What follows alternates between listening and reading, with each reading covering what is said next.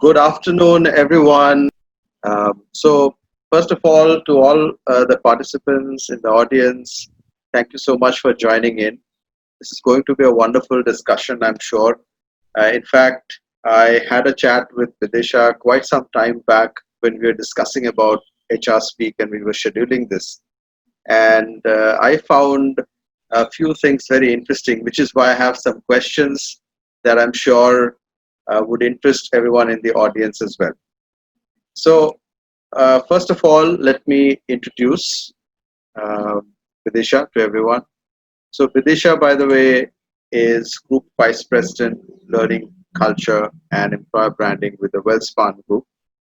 And I'll just tell you a little bit about Bidisha before we start. So, she has worked with organizations, groups like Future Group India, with HDFC Life, Capita Offshore, three global services, and a couple of decades of experience.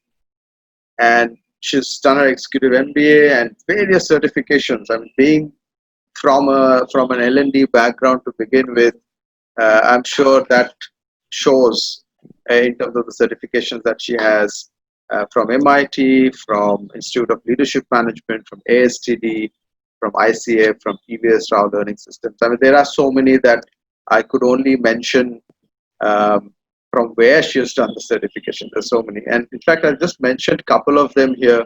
So certified organization development analyst, and she's also certified neuro-linguistic practitioner. What I generally do, Bidisha, is I start off by asking my guest to introduce. And the reason I do that is, see, what I know, I have told the audience, and this is all that I know. But there's so much more I always believe to any person, and that is why I always start off with this question. And my first question to you sounds like an interview question, so it's like, tell me something about yourself. But I would really love to hear from you professionally and personally. Would love to know about you. Sure. Thank you, Zubin. Actually, when you were giving me this introduction, it felt I was a little, awed by the beautiful introduction that you put forward. And, this is my passion. Learning's been my passion. And many years back, when I decided to get into learning and development and organization development, nobody had heard about this field. So I think, that's the most important part about my story and my journey, is that I always believe in playing on my strengths. So I knew from the very start that, my strength lied in understanding behavior. My strength lied in creative thinking, and my strength lied in, execution. So I think I was very conscious even after, I decided to play this role of moving into an L&D professional. And primarily, even though I've done HRBP role, my heart's always stayed in L&D profession. So I think what I'd like to share with all the friends today who've joined, and a warm welcome to all of you as you're listening in to me, is that one of the things that is consistent with me is consistency. So when I say that, what I mean is that I'm extremely resilient, and I believe that if you're passionate, you must pick up a profession that you really love, because otherwise, to be 2 decades in a profession and doing a job which you don't feel passionate about becomes a bit of a drag. So I think that's been my strength. And yes, like you correctly said, I started my career, thankfully, with a lot of multinational companies, because L&D was then practiced 20 years back. L&D was an unheard thing in Indian companies, right? So multinational companies are far ahead, and I got my understanding and basic very right from them, because they, in terms of doing training needs analysis, organization culture, NLP, these things were already very much prevalent in the West. So I started with that, and then I quickly realized over my career that multinationals are a great place to learn and observe when you are young, but as you grow up your career, it's important to kind of really dirty your hands to move to, thereby the move to HDFC Insurance at that point really taught me to work with people on the ground, because you're actually speaking to the people in front. So I think, one success mantra that has always worked for me is that, while you know the theory part of it, how do you relate it? How do you get it to the last mile? How do you make sure that you ensure people at the ground understand and resonate, and it's relevant for them and it's relevant for the organization? So I think, yes, I worked in HDFC, and I worked under a gentleman. He is actually currently head of Thermax, Sharad Gangal. So he was my mentor and still is my mentor for many years now. And then I had a long stint with Future Group. I worked closely with Mr. Biani and the senior leadership team there, and many learnings there. I grew in that organization not only in terms of rank, but I think my role increased exponentially. And I think what I loved about working in retail is the people are so humble. People are so down to earth. People are like sponges. Whatever you tell them, they have an open mind. And after 8 years stint, I decided to move out, and I joined one of the toughest industries where really HR practices all began, which is manufacturing. So a completely different world. But when I moved here, I think there's a huge uphill challenge in terms of implementing, changing mindset, cultures. But I kind of took that up, and it's been wonderful here as well. So I think one thing that I'd like to say about myself is that I am okay to fail, and I believe in failing fast, so that when you fail fast, you learn even faster. So I think that's a mantra, that take risks, fail fast, but learn from them and take people along. Because if you're driving anything that you want to do for the organization, as long as it's relevant and you take people along, you will definitely be successful. So I think apart from that, yeah, I'm a Bengali. আমি ভালো বাংলা বলতে পারি, লিখতেও পারি, পড়তেও পারি. So for all my Bengali friends, but I actually moved out of Kolkata many years back. I used to study in the school in Chandanagar called St. Joseph's Convent. I moved from there and I moved to Bombay when I was a child, when I was in the sixth or seventh standard. And I studied here in South Bombay, and I grew up in Bombay very much. But my entire family is in Calcutta, and I love Bengali food. Unfortunately, I'm not married to a Bengali. I'm married to a person from Goa, and between the two of us, so I've converted him into pretty much Bengali. So just today we had lovely rui mach for food. So I think it's a great way at home, because it's just two cultures coming together, because both of us are very different food and things, but there's a lot of similarity as well. And I have a daughter. She's 10 years old. And yeah, I think that's about me. So I'm a working mom, never gave up my career, worked through my pregnancy, took a maternity break for a while, for the usual 6-7 months, and then was never dropped my career, continued with that. So yeah, so I balance the hats. But yeah, that's a little about me. All right, thank you so much. Interestingly, I love Goan food a lot. I don't know, it's probably the other way around. Although I'm Bengali by heart, born in Bengal.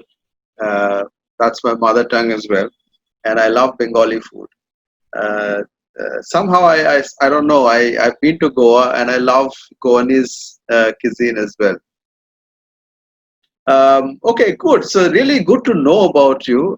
This was very interesting. I've already started having some comments in the chat. For example, I've got Emily in Kharpuri saying, "I would like to thank you for the mantra. It is good to fail, so we learn fast." And Shubhabrata Sarkar is here, who says that he's worked with you in Future Group. So he is here. He's listening to you. Thank you for you. Let the comments keep coming. By the way, we would love to hear from you as we proceed with the discussion. All right. So let's start off with a tough question for you. All right. So I was going through a LinkedIn profile. That's what I love to do. I've also, by the way, there are a few things. I was watching some of your videos. You were also suggesting the books to read. I think a couple of months back you had posted that. I was just going through that and trying to think which are the books I had read. But we'll come to that a little later. Let's start with a tough one, but not so tough after all. But it's about your profession. It's about your area of expertise. And so my question is related to OD and talent development. So what I would like to know, and what I understand is this is where you've had a really good experience, and I think people in the audience today can learn from you. I can learn from you. What are the best practices, according to you, in today's world in terms of OD and talent development strategy? Sure. Thanks. And I think it's a great question that you ask me, because uh, fortunately for us, like when I started my career, HR L&D was looked as just another function. But I think today we've realized that the only way for organizations to succeed is if they have hire, engage, and retain talent, right? So thereby having an organization strategy, organization development strategy, or talent strategy is actually a part of the organization strategy. So I'll just repeat it. Earlier, it used to be that, okay, you have an organization strategy. We'll grow by this, we're at 100 million today, 100 million USD today, and by the next 3 years, we'll go to 350 US million dollars. But I think the word talent or people or culture was not really featuring in strategy. But I think today, that's significantly different.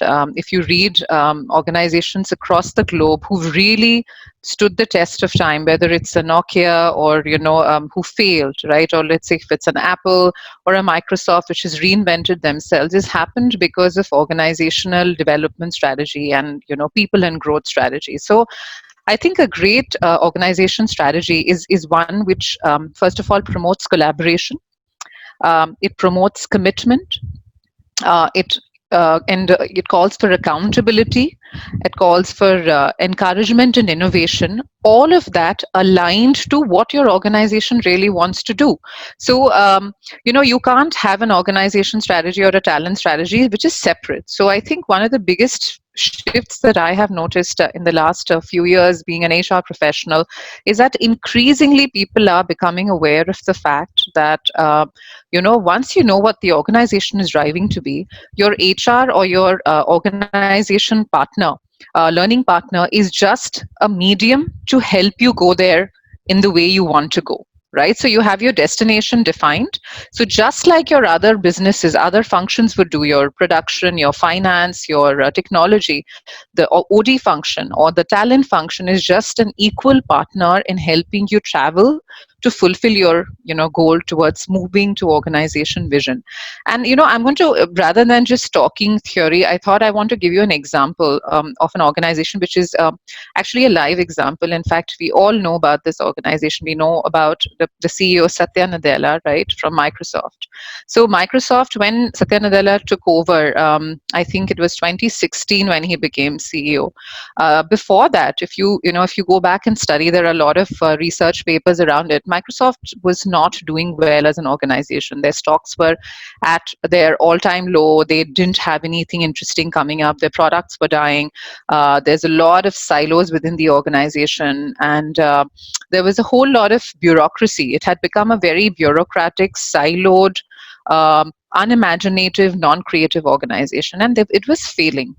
So at that time, the board decided to get Satya in, and one of the things that Satya Nadella adopted, and I'm so proud to say this because he's an out-and-out business leader. So he had read and studied this concept called growth mindset.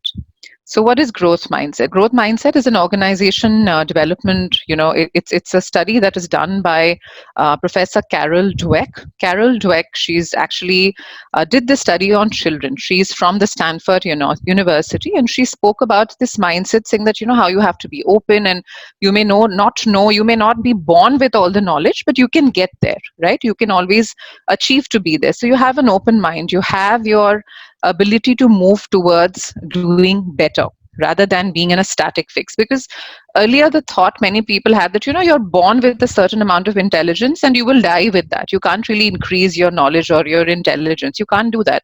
She actually did a whole lot of research and study, and she did this in children, that the more you encourage, the more you give feedback, the more you work in teams, the more you innovate, you encourage, commit, you collaborate, your mind starts expanding, your brain actually starts expanding. So it's a bit of NLP, neuro linguistic, that I'm also telling you. It starts expanding, and you start believing that you can achieve more, and that makes you achieve more. So Satya Nadella, imagine a business leader comes in and he says that I want to introduce this concept, not their HR team, but the CEO of the organization said that I want to move towards a growth mindset. This is what a growth mindset is. And once he called it out, then Microsoft had a very clear roadmap. So the first thing is that get sponsorship right from the top.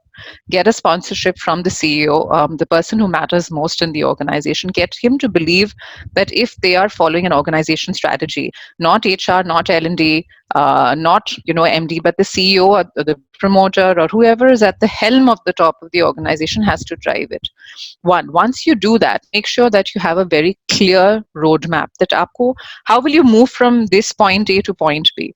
And you have to also clearly tell people that today we are here, this is, if I want to become a growth organization, I want to become a better organization, what will success look like.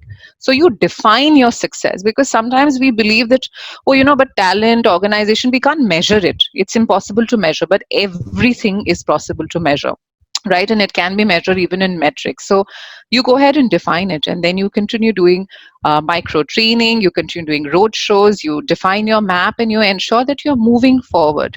And that's exactly what Microsoft did, and the rest is history today. And today, you look at Satya Nadella, he's completely transformed the organization, and not him alone, but his philosophy of being a growth organization and taking everybody along. So I think that's really the importance of an organization strategy, is to, if you're an HR person listening into me today, or you're a business person, remember that the sponsor has to be the person who drives the organization. It has to be there. If it's not there, it's not going to work, right?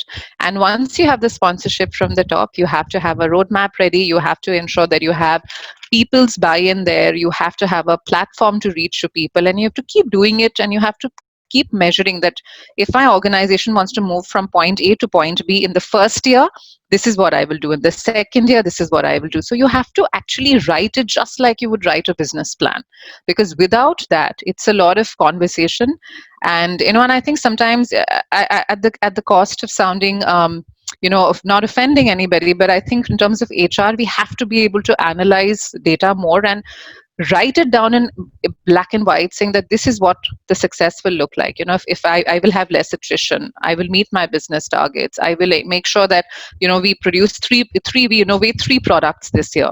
All of that will come from an organization development strategy or your talent strategy. So I think, I hope you've answered your question, but I'll be happy to take more questions if anybody has this a little bit of confusion in what I said. But I wanted to give this story about Microsoft because it's very real, it's very true, and it's in front of us. And today, if you see in this digital world, like we use MS Teams all the time, and they are, by the month, they are actually coming up with new apps and new features, so that more and more people actually move away from other platforms and come to Microsoft. So he and his belief in people and organization development strategy has transformed an organization. And I wanted to give you that example because it's so real and all of us can relate to it. Right. So, in terms of your experience, I'm just trying to. I heard that example, and in fact, that is something that we keep discussing in different forums. We talk about growth mindset and how it's important, but and that has coming from a CEO. It's very important. That's what I understood. In terms of your experience, say in the present organization or even in the last organization, how have you?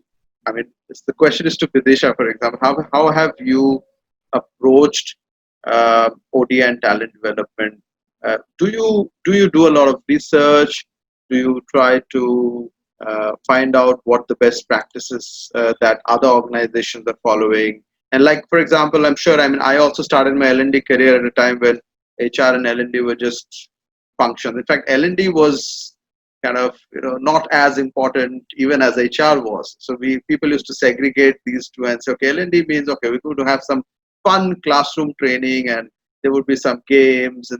In terms of soft skills, that's what people used to have. And of course, that has transformed a lot today. In fact, the Western organizations of Western countries were far ahead of us. But I think we have come up to a level where, as Indians in Indian organizations, I believe we should be proud that we have reached a particular level. And therefore, I'm asking you this question: like you've come up that ladder, you've seen that transformation happening. And so today, how do you approach? Do you keep studying a lot? Do you keep looking at what practices other organizations are doing in your industry, in other industries? What is your approach in terms of working on OD and talent development? Sure. So, great question. And I think, my approach is, if you're in a profession of learning and development, you have to be extremely updated. So, of course, you know that, what's happening around the globe. But what is most important, and I did see a question also in the chat saying, how did you make it work in your current company? See, when I joined Welspun, which is about 2 years back, it was a typical manufacturing company. Okay. And they did some amount of training, which was just, face to face training. And Welspun is actually present across the globe. So we have offices in New York, UK, Saudi, all parts of India, and very different diverse crowds. So there wasn't any one messaging in terms of learning and culture we were doing.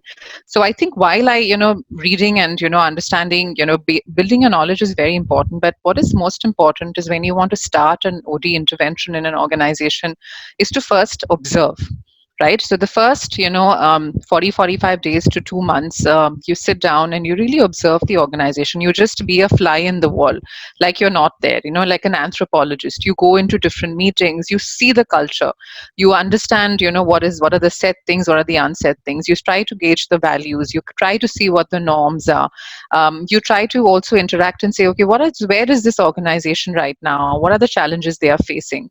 So I think when I started, I just did that. The first, I do that in every organization without, trying to come and say that, okay, let me change everything. So it's first very important to understand where you have landed and, what the organization is all about. What is the DNA of the organization? What is important to this organization? Once you do that, make a detailed note, introspect, meet a lot of people, not just the seniors, but people right at the, people who actually, for me, was people who were actually working in the plant. I went and met them. I spent at least a month at our plant locations. I spoke to people in the international locations. I spoke to people in the corporate offices across India. And I did a lot of research, okay, saying that, this is it. And I analyzed a trend that was peculiar to Welspun, wherein everybody was very aware about the values. Everybody was, believed in this whole family spirit that, we will go ahead and do more. But one glaring need that came across to me was, unfortunately, the learning that was happening was all happening ad hoc basis, and nobody was aware of technology. So one of the things, then I went up to chairman and I had a conversation with him saying that, in my understanding, I mean, if we have to be an organization of tomorrow, we have to bring in technology. We have to bring in technology to learn, to engage with people. So as a project, that's the first thing that, I took it up and said that, let's do an e-learning platform wherein across Welspun, across all our countries, continents, cities, everybody is on this one platform. It's linked to our competencies, it's linked to our values, it's linked to their TNI, TNA.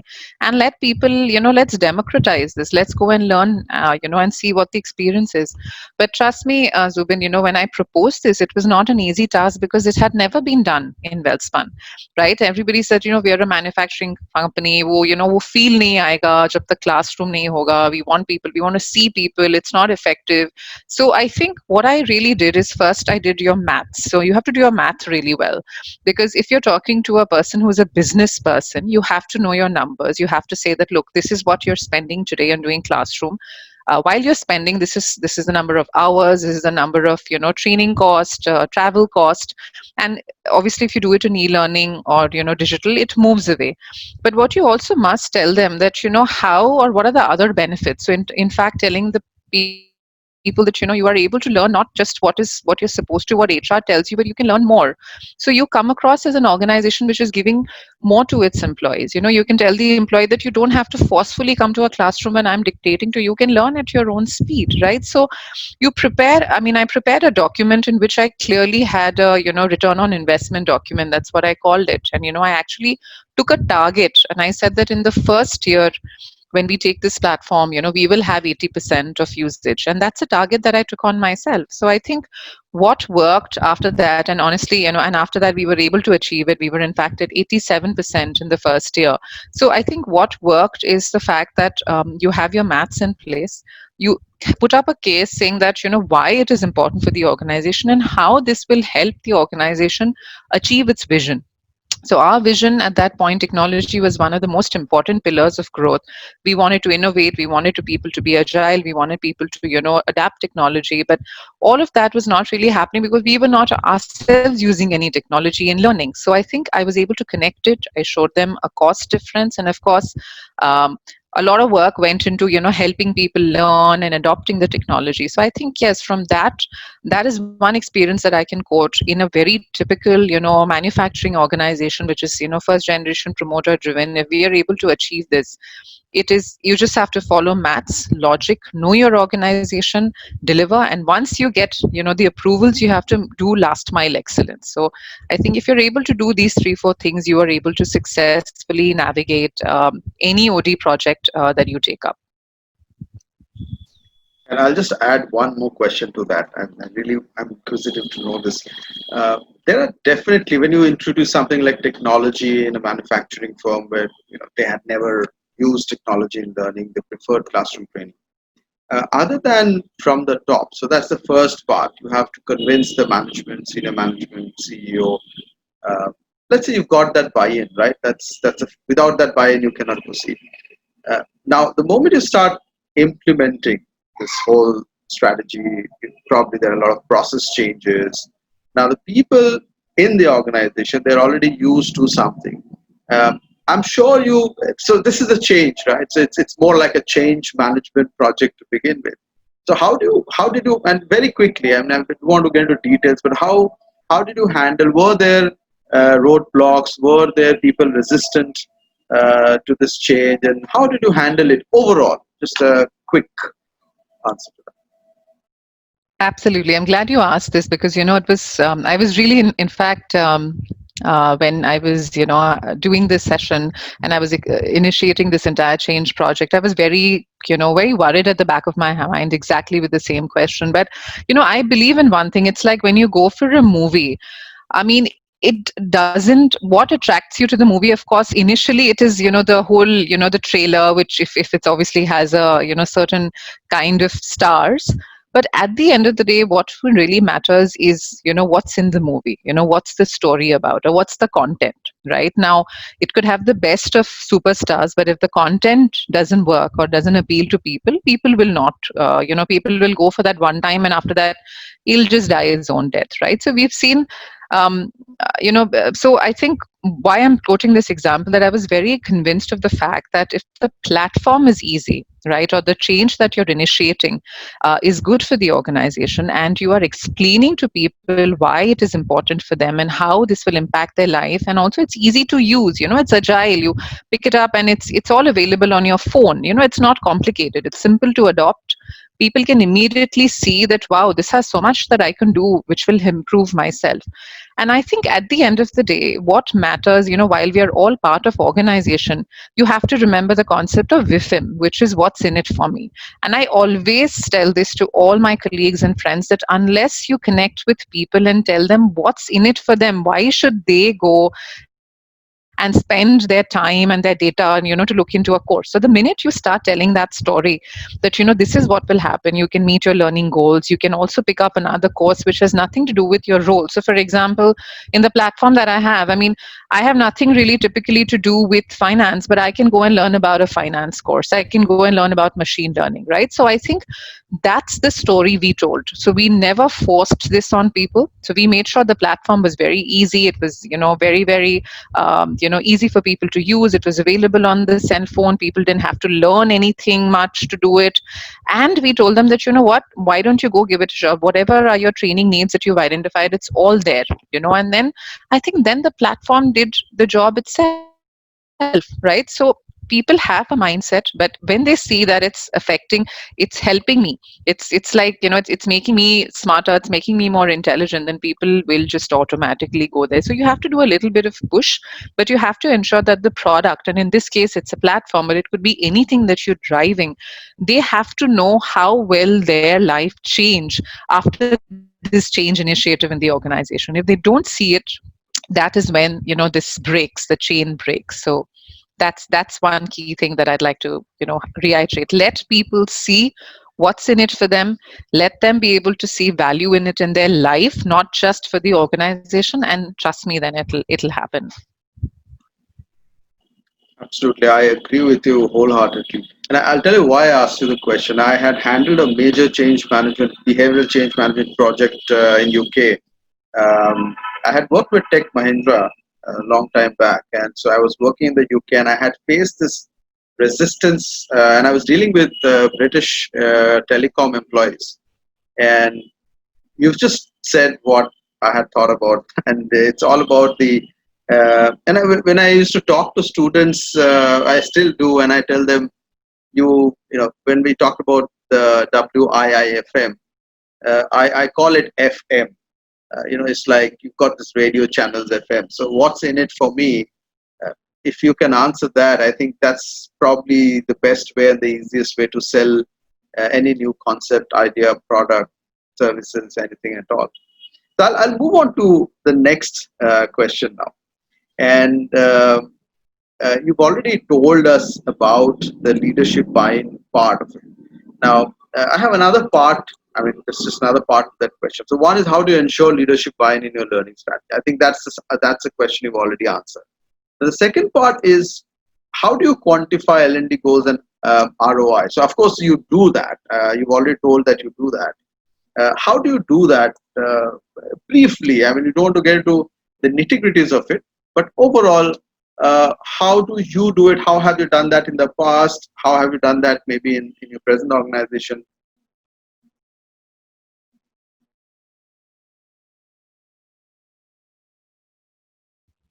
Okay, thanks. So I think great question, Zubin, again, and I think, and I'm going to reiterate this because sometimes, when I speak to business leaders, especially even today, and even it happens now, it's happened in the past. They'll say, कोई training करते हैं, team building करते हैं, or let's organize a training on finance for non-finance, or let's do a change intervention on, I want to change. People are not collaborating. I want people to collaborate. So, I think the first.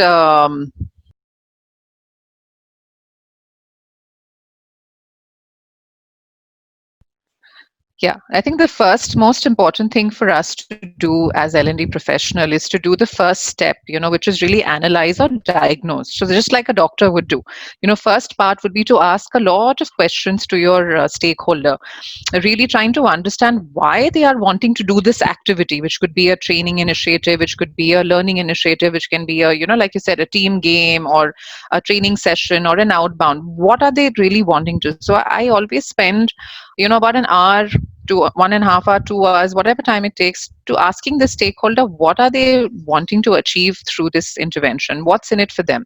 And sometimes, it's not easy for them to articulate. I've realized that with business leaders, they have something else in mind, but they believe because of legacy of the past ki training karne se ye solve ho jayega. So it's very important at that moment to really establish that what is it that you're trying to achieve. Because I'll give you a live example. We have a brand called Spaces. It's a brand I'm sure you're familiar with. They have really lovely products, and I remember we did this entire intervention for the entire Spaces leadership team, where initially it came to me saying, we want to do an offsite. And then after spending a lot of time with the person, with the CEO then, and, the entire team then, I realized that yes, but the major problem or challenge in the team was that their processes and SOPs were not clearly defined. It was a new team, they were just starting out, so people were doing a lot of activities, ad hoc activities. So a true change intervention will spend first a lot of time analyzing this. So the minute you analyze and say that, that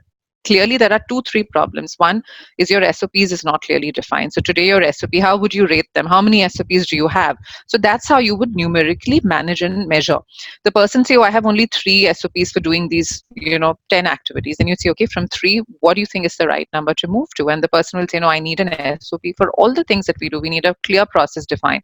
So your training outcome then becomes that by the end of this entire intervention, it can be 3 months or 6 months, this entire team should have X number of SOPs defined for all their processes, right? So I think that's the first step to doing any intervention, is to analyze, spend enough time, and from there you will get your measure metrics, whether it's whether it has to be the number of process change, does it have to be the number of let's say reducing a number of attrition in the team, whether it's about people's employee engagement score. But you need to know why you're doing it and what does it, how is it linked to the business, right? So I think that's one key that I would like to tell you, one example that has completely worked for me.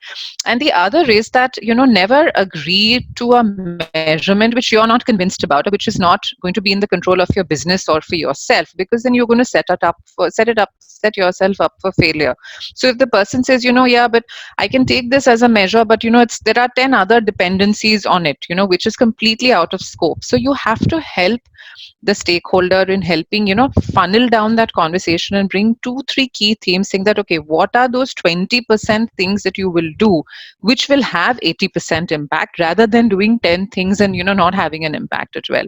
So your role as an L&D professional or an HR professional has to be like a consultant. You're like an internal consultant.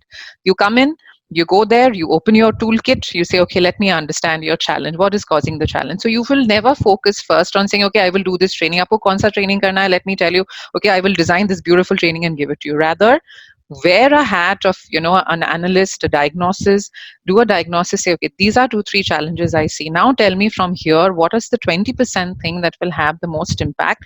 And Mr. XYZ or Miss XYZ, how will you know that impact is there? How will you know that you've been successful? And their business themselves will tell you that, I will know that this intervention or this learning program or this change initiative is successful. I will see this change. So that itself becomes your measurement criteria. So I think if you don't do your step first, which is of analyzing the information, you will be lost to measure. And I think, just before I end, I think in my entire career, I have been very conscious. If I've realized that the scope is not very clear, or the measurement is not very clear, I take it in writing, saying that, so this is what we are going to agree for, and this is what we can do and this is what we can't do. So be very upfront and call it out, saying that by doing this training program, everybody from tomorrow will not suddenly become 10x productive. It's not going to happen. So don't bite what you can't chew, and definitely measure what matters. All right. Thank you so much. That was very interesting to hear. In fact, just to let you know, Bidisha, I'm actually working on a book on L&D. Oh, And wow. I've been doing so much of research, and probably some of those questions are coming out just because of that. Excellent. Can't wait to see you release this book. It'll take some time. It's still in a very nascent stage. So I'm very, very passionate about L&D, and that's one of the reasons I wanted to work on this. The lockdown helped in some way or the other. All right. So now this is one of the things that is in the minds of so many people today, I believe. And I think the COVID-19 situation, as much as it has done a lot of harm, I think one of the things that has come out as, if I may risk calling it a positive, is that technology has come out in front. And in fact, in a country like India, like you said, people prefer to be in the classroom rather than virtually trying to learn something. But this has really come up today.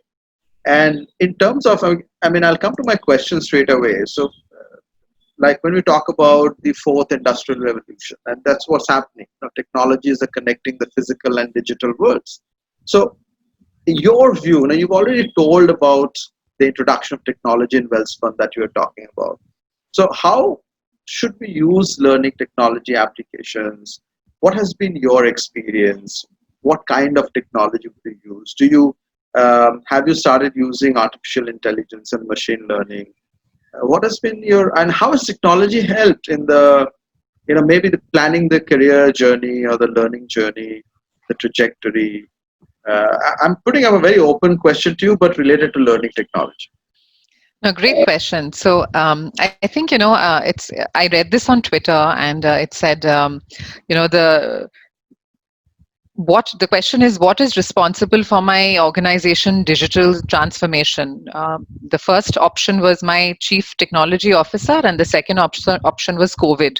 So I think for a lot of people across the world, it's a joke, but it's very true that because of this situation, what would have definitely taken 2 years to do has now happened in, probably a month and a half to 2 months. So especially for organizations which are very shy with technology, right? Very difficult for them to use it. So I'll give you my organization's example. We always had MS Teams, and some teams were using it, but today people just learned, people just adopted. So I think technology is definitely, it's a vehicle for you to get what you want.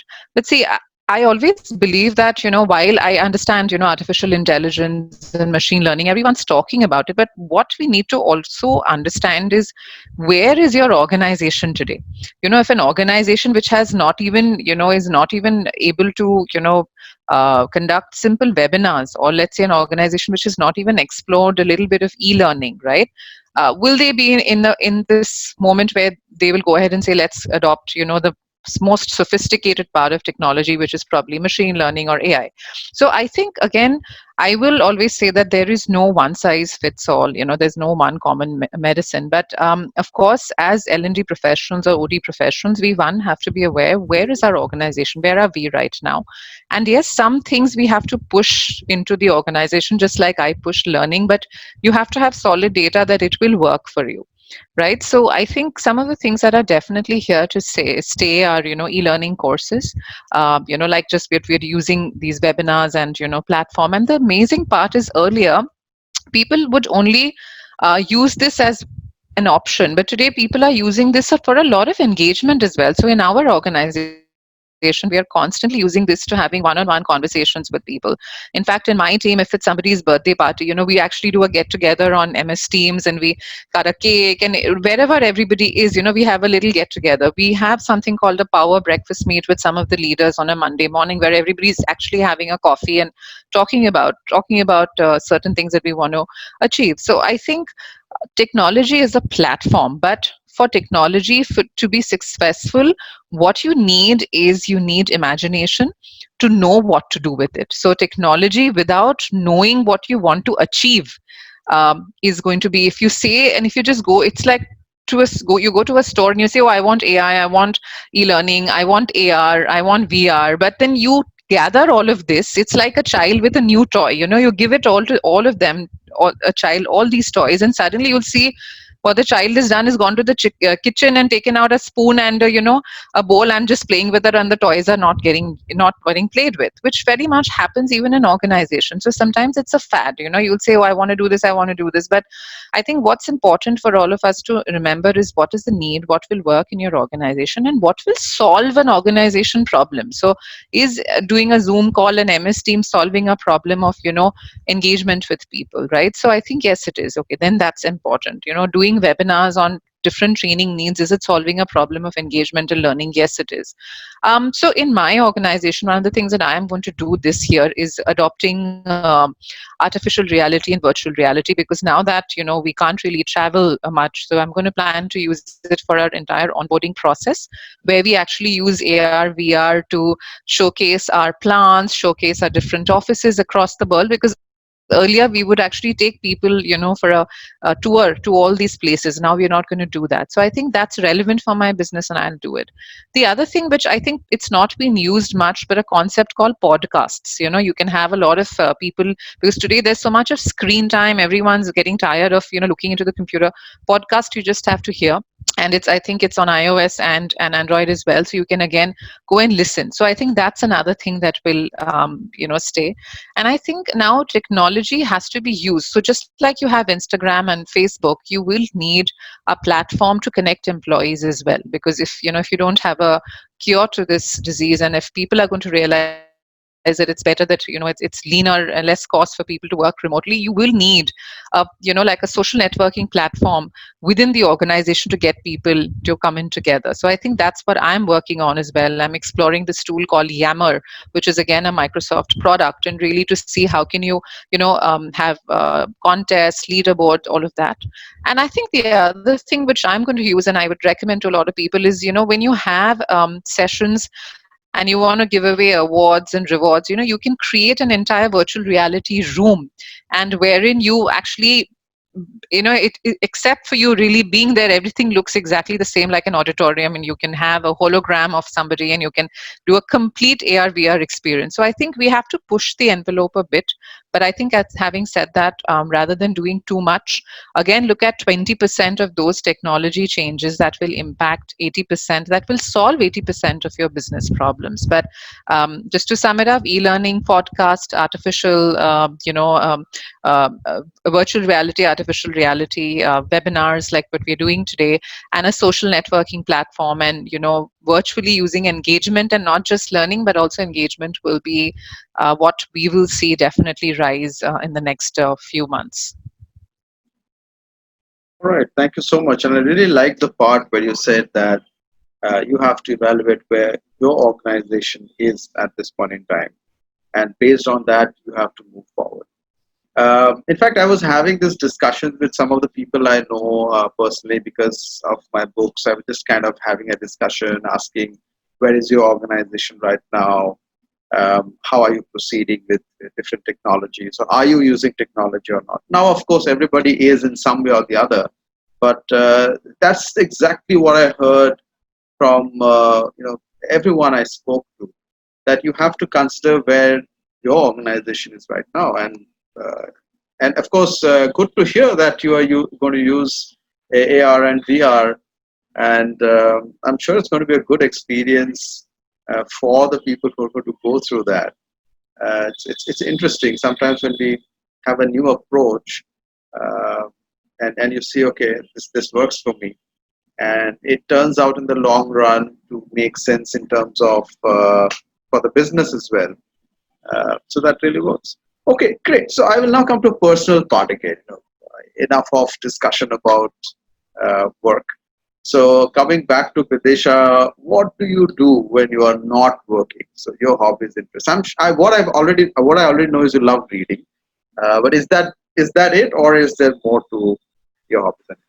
No, I think, I love doing anything that kind of expands my mind, because I'm not one of those people who just sit in front of the television the whole day and watch Netflix. In fact, I hate that, because I think, when you do that, you're actually more tired, and you're cranky and you're frustrated. But I do know a lot of people who do that. But I think in terms of my experience, I love doing activities which are experiences. So one, of course, I love reading because it helps me imagine, and it kind of activates my brain, fires up all my neurons. In fact, I just bought a handful of canvases. I was not very good at painting or drawing in school, because we were always told to kind of they were given a picture of a glass and said copy this. But I don't like that kind of painting. I like free flow of art. So I just went and ordered from Amazon an acrylic paint box and some canvas. And this weekend, in fact, after the call today, I'm going to sit down with my daughter and do that. So I want to be able to do things which I have not had the chance to do.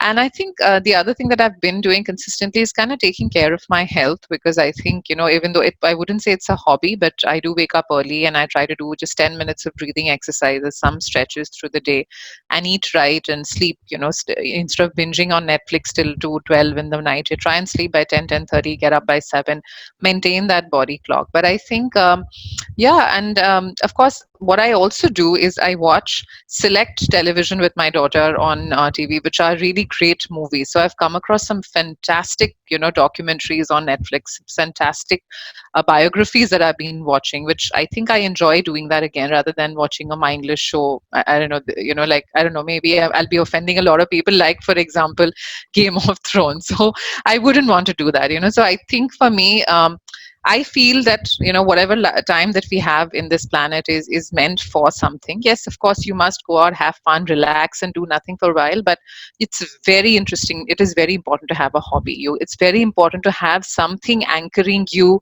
other than just work. So I do that. I'm part of the CII, the Confederation Industries, Indian Industries. I'm part of their women's wing. I'm in the steering committee, so I do a lot of work about that on the weekend. So I try to keep myself engaged apart from work, even though I love my work. But it's important to disconnect at least for a day and a half, so that you come back refreshed.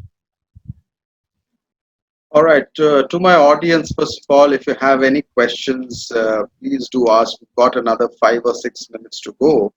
Satyajit Bhomik, I think, I'm not sure. I think your question was answered. Satyajit has asked, do you think change management is inevitable, especially post-lockdown, for all the workforce to adapt new technologies and methods to enhance their own competence?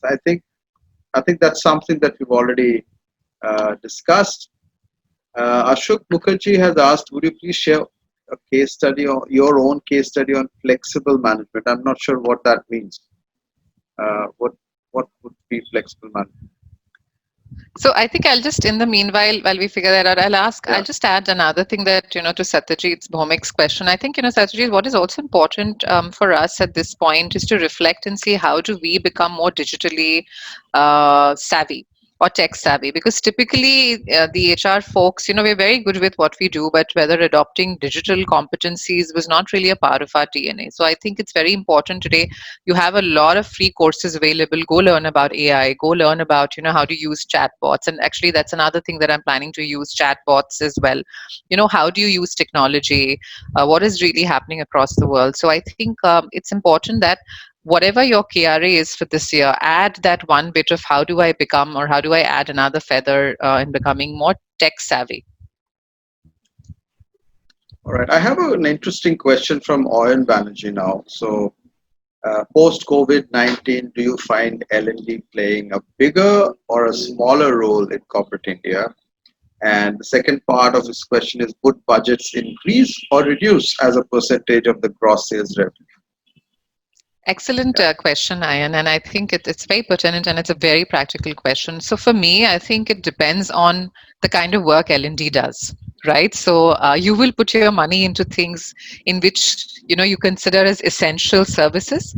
And what are essential services? Essential services which help you sustain, which help you become stronger, and help you attain your goals. So the work, what L&D does, if you're going to continue to doing the similar run-of-the-mill things that we did in the last decade, but not reinvent and not reimagine, I think we will be in a bit of a trouble. But if we reinvent, we reimagine, we work with business, go to business leaders and say, hey, how can I partner, what are your challenges this year, how can I make you, how can I increase the digital transformation from this company and quicken it, can I make sure that everybody is engaged, are people productive. So if you're going to play that strategic role, I would say that L&D has a huge role to play, but it all depends on your content, your approach, and your strategy. And I think in terms of budget, there has been an increase and decrease in budget, but I wouldn't take that too literally, because I've been in this industry many years now, and 2 decades. I've seen that if you're doing something relevant, and even if you do overcross your budget, people would say, ठीक है, you carry on, we'll manage the money. But if you're not doing anything relevant, if you're going to do the same things that are predictable, which don't have an output, then of course your budget will. So I think it's the whole chicken and egg syndrome. So if you do great work and attract people by your work and make yourself relevant, you this is the era of people realizing that talent is important. This is the era of realizing that engaging talent is important. This is the era of realizing that unlearning is important, and thereby relearning is equally important. So I think I hope I've managed to answer your questions. All right. So, on a closing note, and Gaurav has made a statement. It's not a question, perhaps. Um, in fact, I watched the same video on LinkedIn. Dipali Goenka dancing in the office. I think it went viral on LinkedIn. I watched it, and I can see when Gaurav is asking this question. And he says that we are very much impressed that senior leadership is involved in fun at office for a good organization culture. So, on a closing note, what would you say about what you observed about the organization culture? What role have you played in the whole process in Welspun? So I think the role that the L&D team or the organization culture team has played is really mirror their vision and partner with them constantly. So whatever I put down as my goal or a KRA, I always go back to Mr. Goenka and Dipali is one of our business MDs, and work with them very closely. Say that is this meeting what you really wanted to do for your business? So I think it's that, and it's a fun place to work, and that's how we are. We are chilled out, and like I keep doing these interviews nowadays with them. Once in a month, where I interview one of the senior leaders over coffee, ask them very like a fireside chat. So I think they're very open. There's a lot of openness in the culture, and I think one of the contribution that the learning team has made is doing things that are relevant to business and really producing great work through that, and keeping yourself relevant. All right. Thank you so much, Bidisha. And I'm happy to see one last comment Sunetra Malik has written. And I think that sums up our session today. She's written wonderful and thoroughly insightful session, much takeaways for identifying problems and providing solutions or innovating solutions. value addition to the employees, much to boost and motivate them to contribute more and have a sense of belongingness. Thanks a lot. Um, and I see a lot of comments coming in thanking for this wonderful learning session. I think one of the best HR Speak live sessions we've had till now. That's coming from me as a reaction. But it was really wonderful. Thank you so much for sharing not only case studies in terms of you started with Satya Nadella, but then you told so much about your experiences, about your perspectives. I think it was wonderful for us as a learning session as well. Thank you so No, much, Vidisha. Zubin, thank you for having me. And I love doing anything for Kolkata. I miss the fuchkas very much.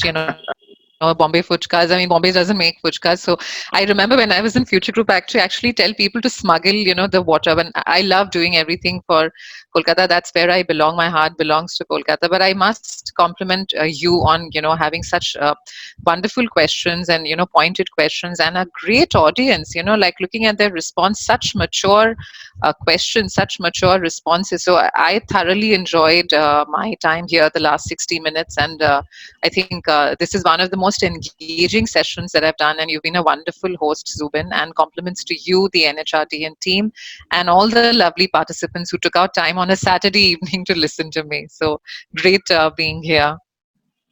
Thank you so much, Vidisha, and looking forward to more such conversations in the future. Absolutely. Take care, everyone. Stay safe. Stay curious. Bye bye. Thank you. Bye, everyone.